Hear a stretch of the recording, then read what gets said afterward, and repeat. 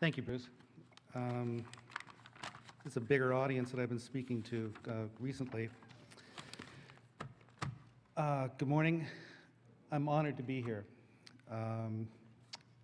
Since it started 40 some odd years ago, I've only missed 3 CCS graduations. And I'd like to start today by saying something about what makes this class, the class of 2010, different than other classes. In September of 2006, the beginning of your freshman year, Facebook was open to everyone older than 13.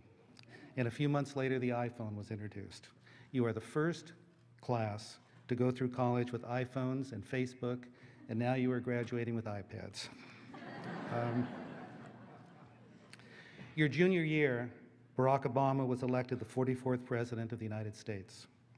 And for many of you, this was the first election that you participated in. And whether you voted red or blue, or not at all, you experienced something that most Americans in the world, and most people in the world thought they would never see, an African-American elected leader of this country.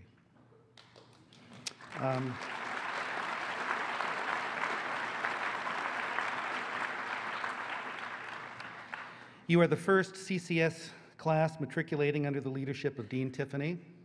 He was appointed in February of 2006, your freshman year. And besides his incredible energy and his intellectual rigor, Bruce has established a new fashion standard at the college.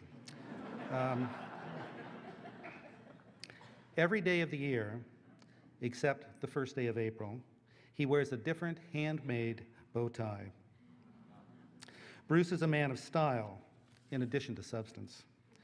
He reminds me a little bit of that character House, with his cane, his limp, his sharp wit, and his ability to solve complex problems.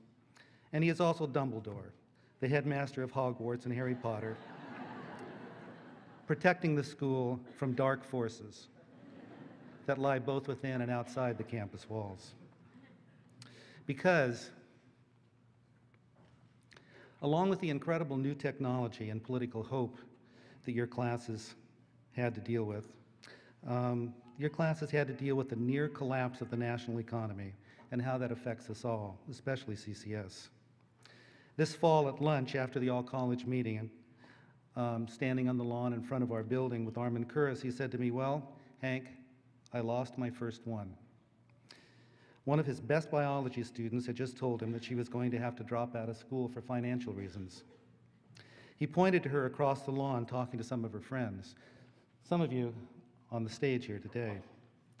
And I couldn't help but think that she looked just like all the other students, except that when she went back to her apartment to prepare for the start of classes, except when all of you went back to your rooms to prepare for the start of classes, she was leaving school to look for a job during the worst recession since the Great Depression.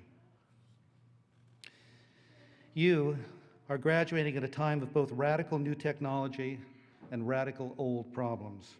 Just 46 days ago, it was reported that a British petroleum pipe in the Gulf of Mexico had developed a leak. This has resulted in the spread of millions of barrels of oil into our marine ecosystems and is being called the biggest environmental disaster in this country's history. In 1969, which was my junior year here in CCS, there was an oil spill in Santa Barbara. Some of you may have heard about it. It took 11 days for oil workers to cap that rupture. And during that time, 200,000 gallons of crude oil spread into an 800 square mile slick that created an environmental nightmare. You know, as beautiful as our coastline here in Santa Barbara is today, believe me when I tell you that it has drastically changed. I grew up here, and I know what the beaches and the oceans were like. I've probably spent more time in the ocean outside of campus here than any 3 people in this audience. And today, the ocean is dead in comparison to what it was like when I was a child.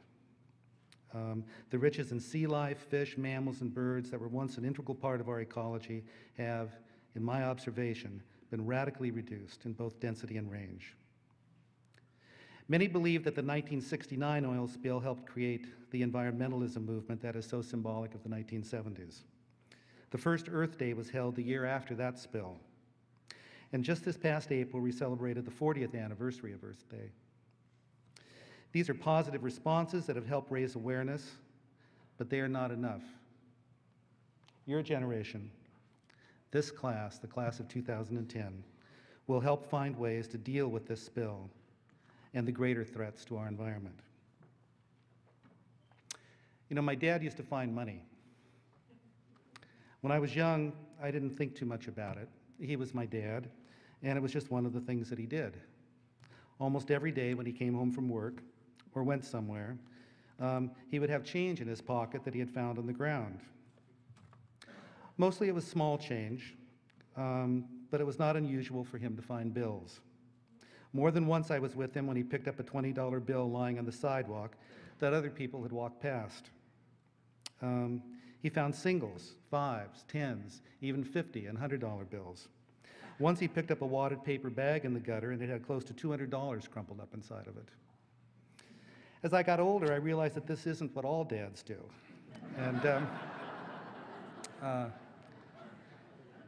And when I was your age, I had an insight.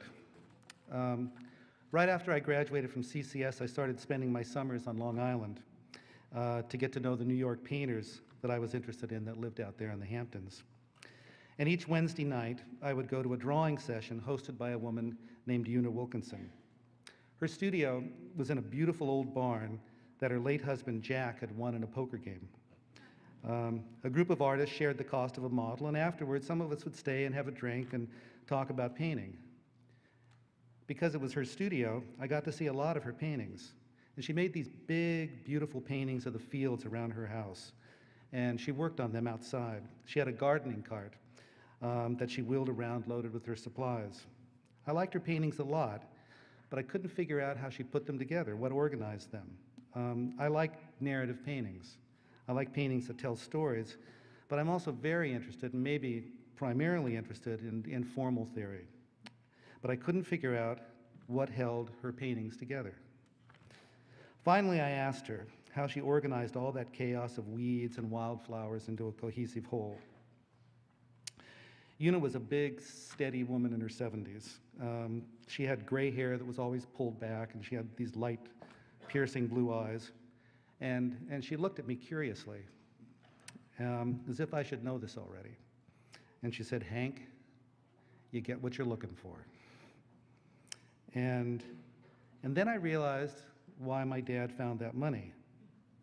From an early age, he had looked to the earth to survive.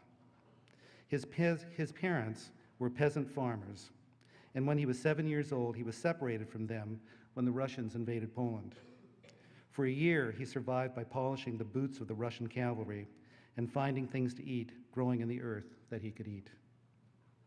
When he was about your age, he returned to America, where he was born, just in time for the Great Depression. From Ellis Island, he made it to California and then to Wake Island, where he was taken prisoner by the Japanese at the start of World War II. And he survived 5 years in a concentration camp by eating bugs or anything else that he could find on the ground. He was a strong man. He wanted to survive.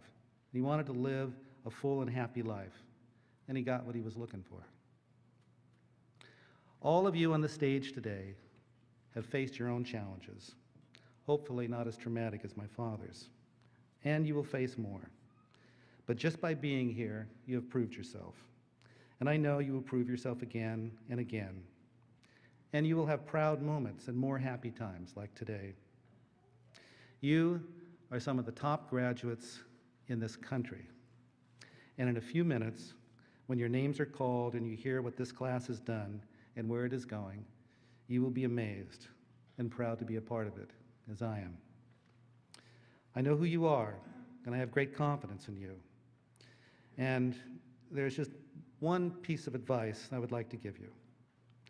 When you walk out of this auditorium today, on this joyous occasion, take a moment and look around carefully and remember forever what you see, and you will get what you're looking for. Thank you.